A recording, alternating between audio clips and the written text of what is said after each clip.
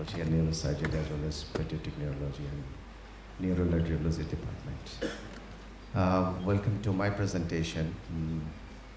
I will talk on the epilepsy surgery, and I actually come here with the 3 quiz, and there will be 3 chocolate for this 3 quiz.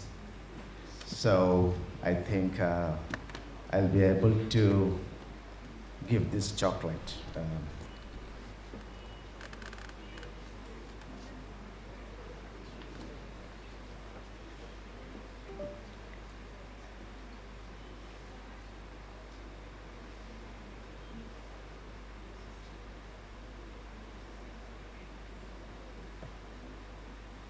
Okay. So first quiz is in Bangladesh, the prevalence of epilepsy is 8.4 per thousand, and 63.4% of the patients with active epilepsy is not actually receiving any treatment.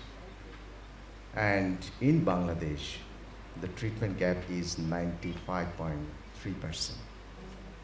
And 40% of this patient actually had drug-resistant epilepsy. So which one is true? Can anyone, especially from the resident and the junior faculties, which is true in case of Bangladesh? Huh? Anyone? Anyone? Please, yes. All are true. Please, come here. So this is the exactly this is the exact scenario of Bangladesh.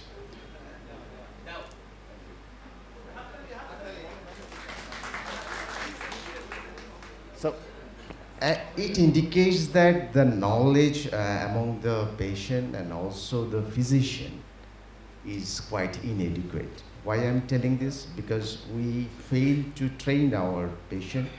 We fail to diagnose the patients correctly, and we fail to give the treatment correctly. So this is the message from here I want to give you. Please diagnose correctly and give the medication appropriately. And also give the message to the patients that definitely there is some treatment, and we should continue the treatment. And if it is resistant, we should go for pre-surgical evaluation.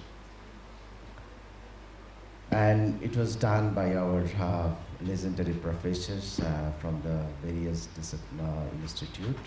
And this is actually their result. So in conclusion, they said that we have to raise the public awareness, and as well as we should go for early detection and the treatment of the cases. And that's why we actually sit every month in the last Wednesday, and we sit together, we think how we can improve the service at National Institute of Neuroscience. So I should thank our director sir and joint director sir for giving us this kind of platform actually to think about this, to discuss more about the disease, especially in the difficult cases. And what we have done, we actually shared our experience with the various, among the neurologists and neurosurgeons across the country. And so when the patients comes to our clinic, we start anti-epileptic medication, and 47% of the patients, they actually respond with the medication. And those who do not respond, 13% of them, they actually respond with the second medication. And the 40% of the patient actually, they do not respond too much. If we add third or fourth one, only 3, 4, 5% can respond. So 35 to 40% of the patient actually, they do not respond at all. So we should go for pre-surgical evaluation. Is there any role of surgery of this patient? And we have to stop this seizure because it causes a lot of morbidity and as well as mortality of the patient.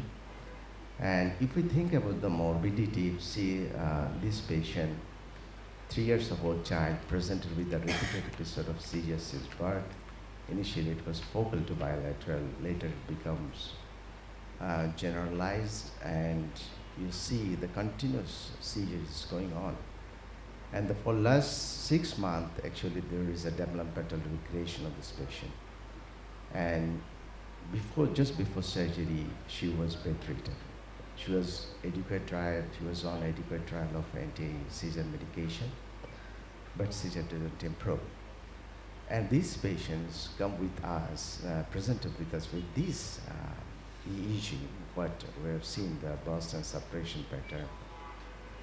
So multiple seizure type with developmental regression, with burst and suppression, it goes in favor of syndromic case like Lennox-Gastaut syndrome.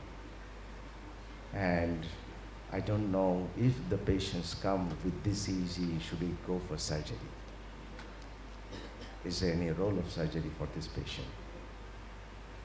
So that's why we actually searched his previous EEG.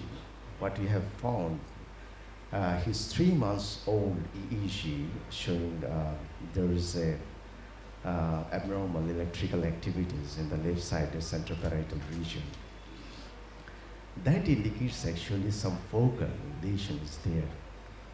And then we follow the EEG. What he have found that 1.5 years age, there is a generalized discharge. But mostly on the left side. So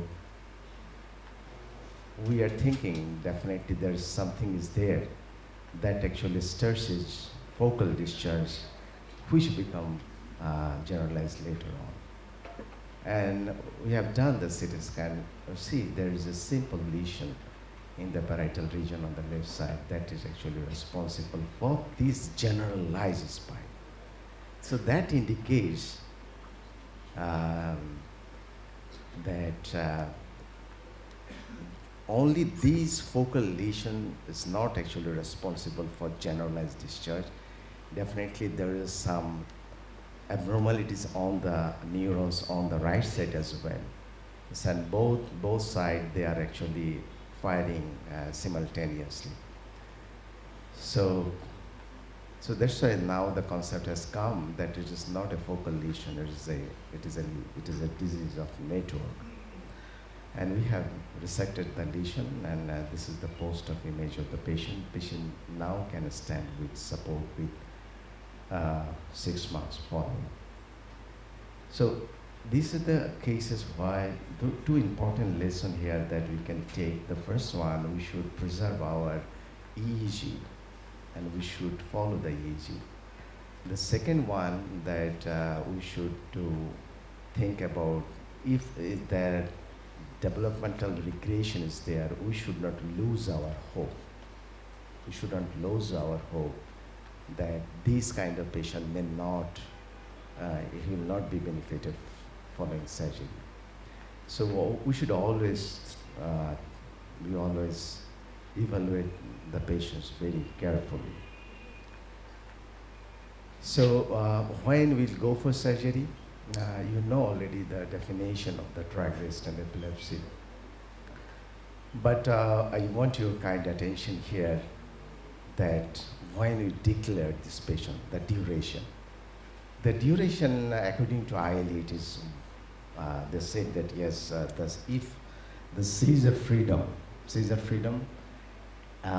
is either 12 months or 3 times the pre-intervention inter-seizure interval, and whichever is longer.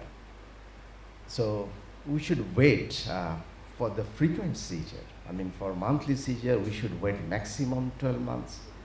And if it is delayed seizure, I mean, it's not frequent one, then we should go for 3 times the pre-intervention inter-seizure interval.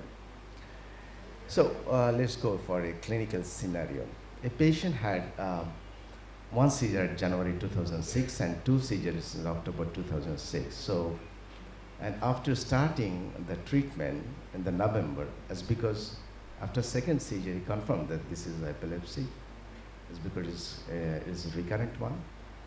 And they started anti-seizure medication in November. So pre-intervention interseizure interval here is 9 months from January to October. And he has been seizure-free for 30 months with no adverse effect.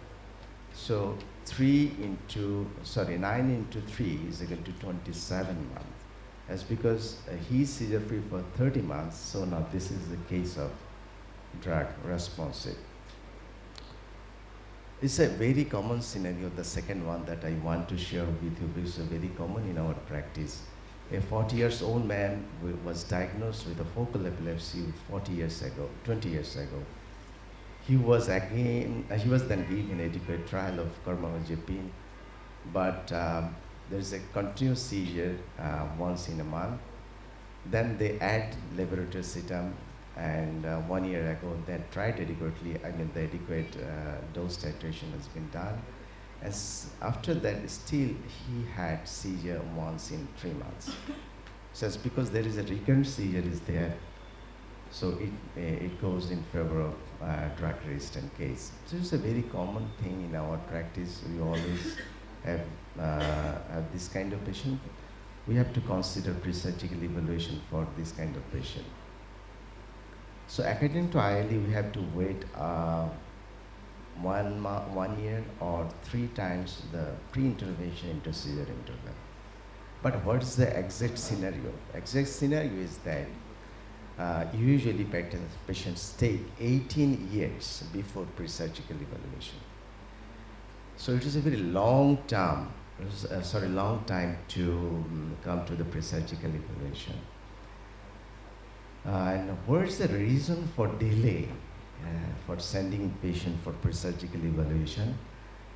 ILE actually published an article in 2019. They said that the physician actually thinking of there is a low in the frequency, and that's why they do not refer it. And also there is a lower in the severity. They think that it is responding, but according to definition, it's a resistant one. And there is they do not actually too much aware about the success of the surgery. So these are the reasons. So what actually do, we usually keep saying to our colleagues that we should think for pre-surgical evaluation when there is a response, there is a resistance to the drug. What kind of surgery, or how to actually decide which kind of surgery? There is a 2 types of surgery. One is a palliative one is a curative one. The palliative one, it's a corpus callosotomy. It's a just disconnection procedure. It reduces seizure burden, and it actually delays the morbidity, but it never stops the seizure. This is one of our cases that we have done for LGS, and this is a tonic seizures, and there is also recreation in the developmental and also the mental cognition, and the PF in the EEG, and this is the corpus callosotomy that we have done. Till surgery, there is no daytime seizure, but still there is a nighttime seizure is there, and patient needs almost 10,000 takas medication per month for this poor patient. It's really, I don't know how to express this painfulness of this family, but it's still, it's a very difficult job to continue the medication. And the second one is this hemispheric epilepsy. We can go for the hemispherectomy if it is a hemispheric one. This is one case we have done here for the osmosis encephalitis. And yes, this is the post-surgical evaluation, post-surgical state of the patient. There is no seizures since surgery. Actually, he lost the follow-up. I think he's well, that's why it's not reported. Now, what very interesting thing that I want to share, how actually we select our case for the resective procedure.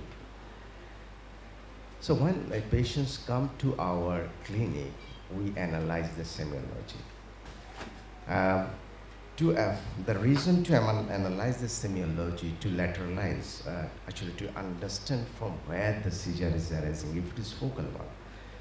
And we first try to lateralize it, then we localize the lesion. Suppose we go for right or left side, then if it is left one, then we go for either frontal, parietal, occipital, or temporal, anyone. And after that, we go for interictal EEG. We want to see, is there any electrical evidence for this seizure? And after that we go for MRI, we want to see, is there any lesion that is responsible for this abnormal electrical activity, and patient is experiencing this kind of semiology. So by this three way, actually we want to localize some zone. When this zone actually pointing towards some specific area, then we call this concordant. When this data is concordant, then we go for surgery. Now I'm giving you an example. This is one of patients, what we are observing here, that there is a tonic movement on the right upper limb, then it spreads to the face, then it goes to the leg.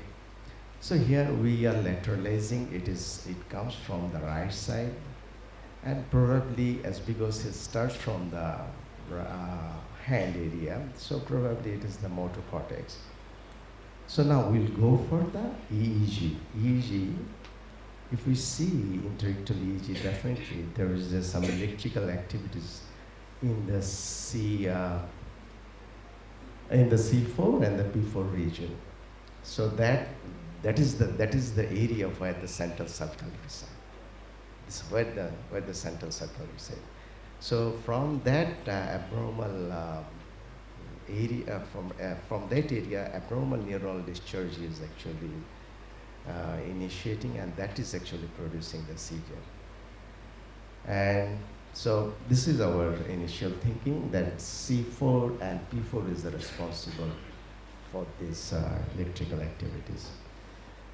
And after that we have done the MRI. What we have seen that yes, exactly in that lesion there is abnormal neuron.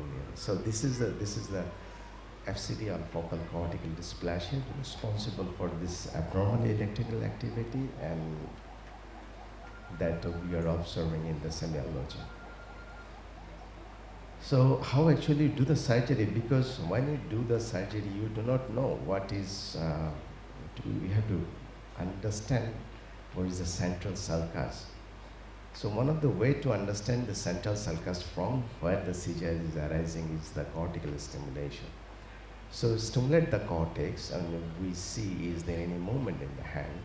Then if it is there, then we confirm our location, then we resect the case, resect the lesion. So this is another one of the way that we can localize our motor cortex. The second one we can do is the phase reversal in SSAP, by which we can understand our target zone during surgery. Because when you open the dura, everything is like brain. So we have to understand the abnormal area from where the seizure is arising. And this is the poster image of the patient. You see the motor cortex on the right side, it is not there, especially in the hand area. So now the second quiz for chocolate.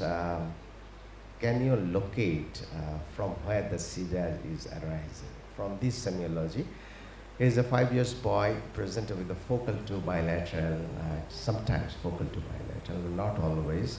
Seizure frequency 10 to 15 times per day, and now it is 40 to 50 times per day. He has history of status epilepticus.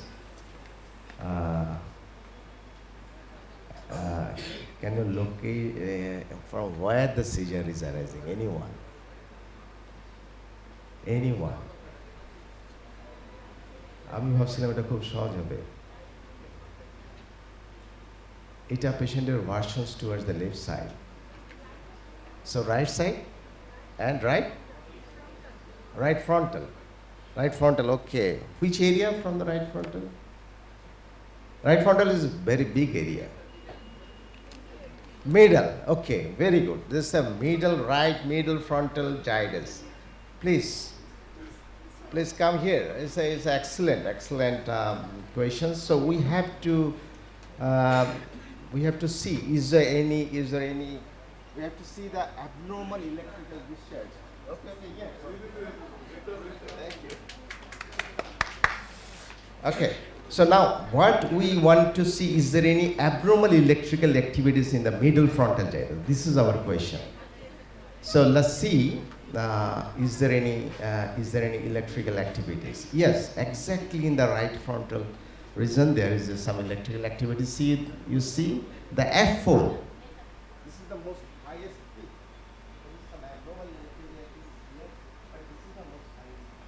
So this F4 is the site from where this abnormal electrical activities is coming.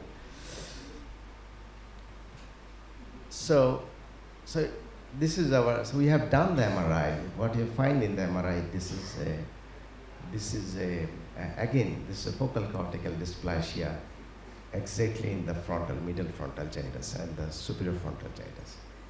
So it's very easy to, if you analyze the semiology correctly, I think it will be, we can come to the diagnosis very easily.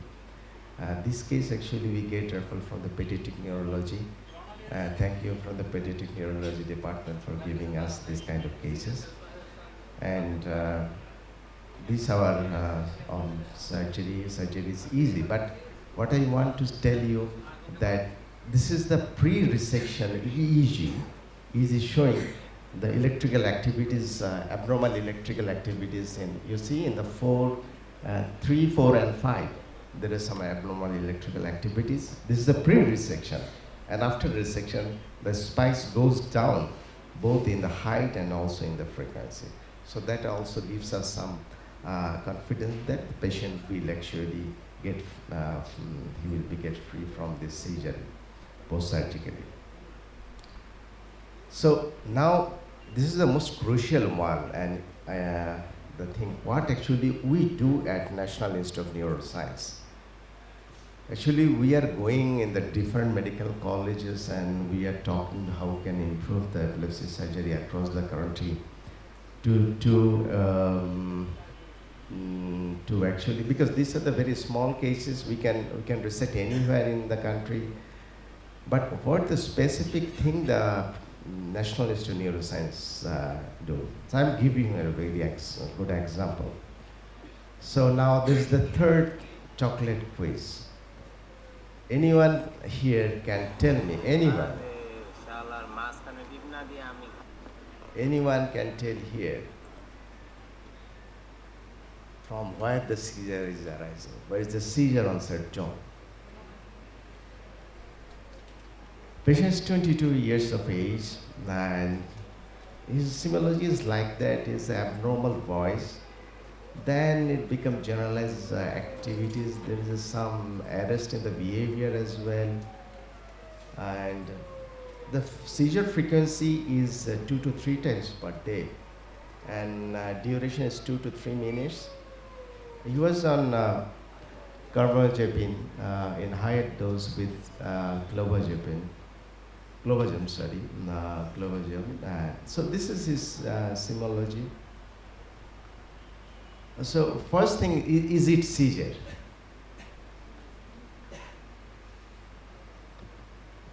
Is it seizure at all? So again, this is a question, because this kind of patient used to come in our OPD and in our chamber. We are very difficult to diagnose, and yes. So we are also initially confused with the diagnosis. Then we went for interictal EEG. What we are observing, there is a right temporal electrical activities, abnormal electrical activities. So, but semiology actually not coincide with it, because there is no automatism, there is no dystonic posture. So only behavioral arrest is there, only one thing. So now there is no history of ourselves. Abnormal, এক ধরনের abnormal sound করে, sound করার পরপরই সেই ধরনের সিজারটা শুরু হয়। Right, exactly, sir. এটা vocalization এর So, but it's not actually many truly say that this come from the any particular. So, is it from the frontal, temporal, or anywhere? Any guess? Temporal. Which temporal, right or left? Huh? Right side? Left. So, I mean, from semiology, it's very difficult to actually lateralize the lesion. Then we went for the MRI. In the MRI, there is a subtle changes, what we have observing here. Only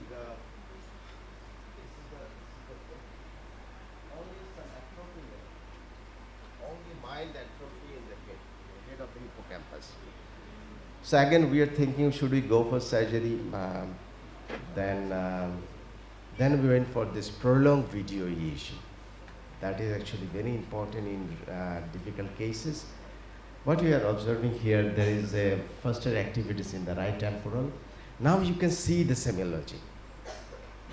There is a two semiology, I will show you one.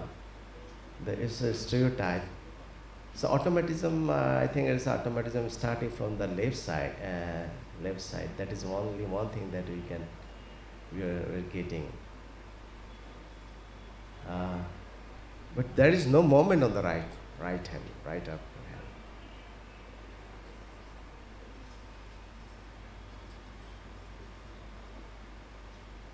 So this is his semiology.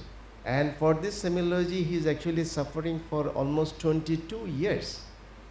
He was dropped out from the school when he was in class 8. And after that, he didn't continue his education. In spite, he had 1 to 2 seizures per month. So MRI is quite normal. There is a subtle changes in the hippocampus, head of the hippocampus. Then these PET scan actually give us some idea. There is a widespread hypoperfusion in the right temporal region. So now, finally, we went for the neuropsychology. Neuropsychology, what we have observing here, there is a visual and verbal memory severely is impaired. Though they fail to lateralize it, but temporal lobe is involved. So after having all this information, there's a prolonged video EEG and the epilepsy protocol, neuropsychology, and PET scan. It actually tells us the lesion is in the right temporal. So we went for the temporal lobectomy and amygdalohypocampectomy. So in the temporal lobectomy, what we do, we usually first go for the temporal, this one. We go for lateral neocortical resection, then we go for temporal horn, then we resect the amygdala and hippocampus. As because his head is involved only, so we resect the only head of the hippocampus. So this is the last video that I want to show you. This is the firstly we resect the lateral part of the hippocampus first, temporal lobe, to identify the temporal horn.